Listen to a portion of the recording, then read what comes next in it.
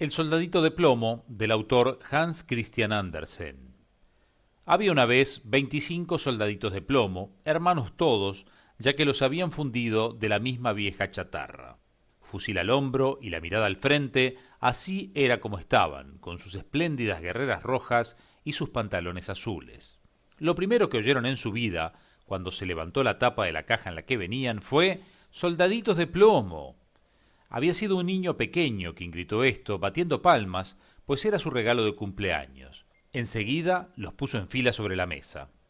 Cada soldadito era la viva imagen de los otros, con excepción de uno que mostraba una pequeña diferencia. Tenía una sola pierna, pues al fundirlos había sido el último y el plomo no alcanzó para terminarlo. Y así y todo, estaba él tan firme sobre su única pierna como los otros sobre las dos. Y es de este soldadito de quien vamos a contar la historia. En la mesa donde el niño los acababa de alinear había otros muchos juguetes, pero el que más interés despertaba era un espléndido castillo de papel. Con sus diminutas ventanas podían verse los salones que tenía en su interior. Al frente había unos arbolitos que rodeaban un pequeño espejo. Ese espejo hacía las veces de lago en el que se reflejaban nadando unos blancos cisnes de cera. El conjunto resultaba muy hermoso, pero lo más bonito de todo era una damisela que estaba de pie a la puerta del castillo. Ella también estaba hecha de papel, vestida con un vestido de clara y vaporosa muselina, con una estrecha cinta azul anudada sobre el hombro, a manera de banda, en la que lucía una brillante lentejuela tan grande como su cara. La damisela tenía los dos brazos en alto, pues han de saber ustedes que era una bailarina, y había alzado tanto una de las piernas que el soldadito de plomo no podía ver dónde estaba y creyó que, como él, tenía solo una. «Esta es la mujer que me conviene para esposa», se dijo. «Pero qué fina es, si hasta vive en un castillo. Yo, en cambio, solo tengo una caja de cartón en la que ya habitamos 25. No es un lugar propio para ella. De todos modos, pase lo que pase, trataré de conocerla». Y se acostó cuán largo era detrás de una caja de tabaco que estaba sobre la mesa. Desde allí podía mirar a la elegante damisela que seguía parada sobre una sola pierna sin perder el equilibrio. Ya avanzada la noche, a los otros soldaditos de plomo los recogieron en su caja y toda la gente de la casa se fue a dormir. A esa hora los juguetes comenzaron sus juegos recibiendo visitas, peleándose o bailando. Los soldaditos de plomo, que también querían participar de aquel alboroto, se esforzaron ruidosamente dentro de su caja, pero no consiguieron levantar la tapa. Los cascanueces daban saltos mortales y la tiza se divertía escribiendo bromas en la pizarra. Tanto ruido hicieron los juguetes que el canario se despertó y contribuyó al escándalo con unos trinos en verso. Los únicos que ni pestañearon siquiera fueron el soldadito de plomo y la bailarina. Ella permanecía erguida sobre la punta del pie, con los dos brazos al aire. Él no estaba menos firme sobre su única pierna y sin apartar un solo instante de ella sus ojos. De pronto, el reloj dio las 12 campanadas de la medianoche y ¡crac! Se abrió la tapa de la caja de rapé. ¿Mas creen ustedes que contenía tabaco? No. Lo que allí era un duende negro, algo así como un muñeco de resorte. «Soldadito de plomo», gritó el duende, «¿quieres hacerme el favor de no mirar más a la bailarina?» Pero el soldadito se hizo el sordo. «Está bien, espera mañana y verás», dijo el duende negro. Al otro día, cuando los niños se levantaron, alguien puso al soldadito de plomo en la ventana, y ya fuese obra del duende o de la corriente de aire, la ventana se abrió de repente y el soldadito se precipitó de cabeza desde el tercer piso. Fue una caída terrible. Quedó con su única pierna en alto, descansando sobre el casco y con la bayoneta clavada en los dos adoquines de la calle. La sirvienta y el niño bajaron apresuradamente a buscarlo, pero aún cuando faltó poco para que lo aplastasen, no pudieron encontrarlo. Si el soldadito hubiera gritado «aquí estoy», lo habrían visto, pero él creyó que no estaba bien dar gritos porque vestía uniforme militar. Luego empezó a llover, cada vez más y más fuerte, hasta que la lluvia se convirtió en un aguacero torrencial. Cuando escampó, pasaron dos muchachos por la calle. «¡Qué suerte!», exclamó uno. «Aquí hay un soldadito de plomo. Vamos a hacerlo navegar». Y construyendo un barco con un periódico, colocaron al soldadito en el centro y allí se fue al agua de la cuneta abajo, mientras los dos muchachos corrían a su lado dando palmadas. ¡Santo cielo! ¿Cómo se remolinaban las olas en la cuneta? ¿Y qué corriente tan fuerte había? Bueno, después de todo, ya le habían caído con un buen remojón. El barquito de papel saltaba arriba y abajo y a veces giraba con tanta rapidez que el soldadito sentía vértigo, pero continuaba firme y sin mover un músculo mirando hacia adelante, siempre con el fusil en el hombro.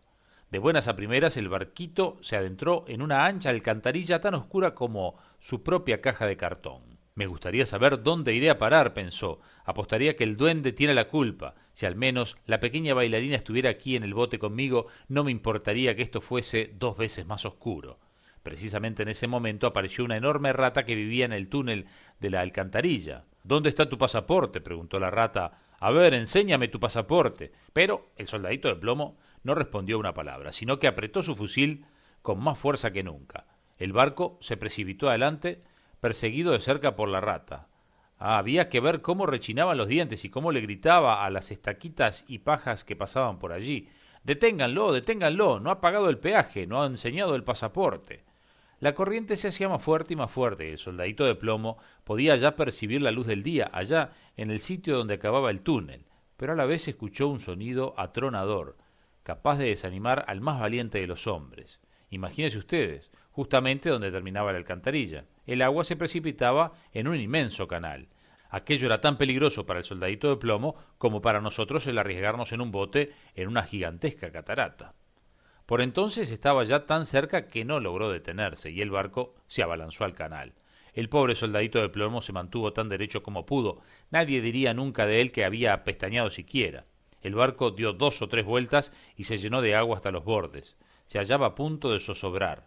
El soldadito tenía ya el agua al cuello, el barquito se hundía más y más, el papel de tan empapado comenzaba a deshacerse, el agua se iba cerrando sobre la cabeza del soldadito de plomo y éste pensó en la linda bailarina a la que no vería más y a una antigua canción que resonó en sus oídos. Adelante, guerrero valiente, adelante, te aguarda la muerte. En ese momento el papel acabó de deshacerse en pedazos y el soldadito se hundió, solo para que al instante un pez se lo tragara. Oh, qué oscuridad había allí adentro. Era aún peor que el túnel y terriblemente incómodo por lo estrecho. Pero el soldadito de plomo se mantuvo firme, siempre con su fusil al hombro, aunque estaba tendido cuál largo era. Súbitamente el pez se agitó, haciendo las más extrañas contorsiones y dando unas vueltas terribles. Por fin quedó inmóvil. Al poco rato, un haz de luz, que parecía un relámpago, lo atravesó todo. Brilló de nuevo la luz del día y se oyó a alguien que gritaba: ¡Un soldadito de plomo! El pez había sido pescado, llevado al mercado y vendido, y se encontraba ahora en la cocina, donde la sirvienta lo había abierto con un cuchillo. Cogió con 2 dedos al soldadito por la cintura y lo condujo a la sala, donde todo el mundo quería ver a aquel hombre extraordinario que se dedicaba a viajar dentro de un pez. Pero el soldadito no le daba menor importancia a todo aquello. Lo colocaron sobre la mesa y allí, en fin, cuántas cosas maravillosas pueden ocurrir en esta vida. El soldadito de plomo se encontró en el mismo salón donde había estado antes. Y allí estaban todos, los mismos niños, los mismos juguetes sobre la mesa y el mismo hermoso castillo con la linda y pequeña bailarina que permanecía aún sobre una sola pierna y mantenía la otra extendida, muy alto en los aires, pues ella había sido tan firme como él. Esto conmovió tanto al soldadito que estuvo a punto de llorar lágrimas de plomo, pero no lo hizo porque no habría estado bien que un soldado llorase. La contempló y ella le devolvió la mirada, pero ninguno dijo una palabra. De pronto uno de los niños agarró al soldadito de plomo y lo arrojó de cabeza a la chimenea. No tuvo motivo alguno para hacerlo. Era por supuesto aquel muñeco de resorte el que lo había movido a ello. El soldadito se halló en medio de intensos resplandores. Sintió un calor terrible, aunque no supo si era causa del fuego o del amor. Había perdido todos sus brillantes colores, sin que nadie pudiese afirmar si a consecuencia del viaje o de sus sufrimientos. Miró a la bailarina, lo miró ella, y el soldadito sintió que se derretía, pero continuó impávido con su fusil al hombro. Se abrió una puerta y la corriente de aire se apoderó de la bailarina, que voló como una sílfide hasta la chimenea y fue a caer justo junto al soldadito de plomo, donde ardió en una repentina llamarada y desapareció.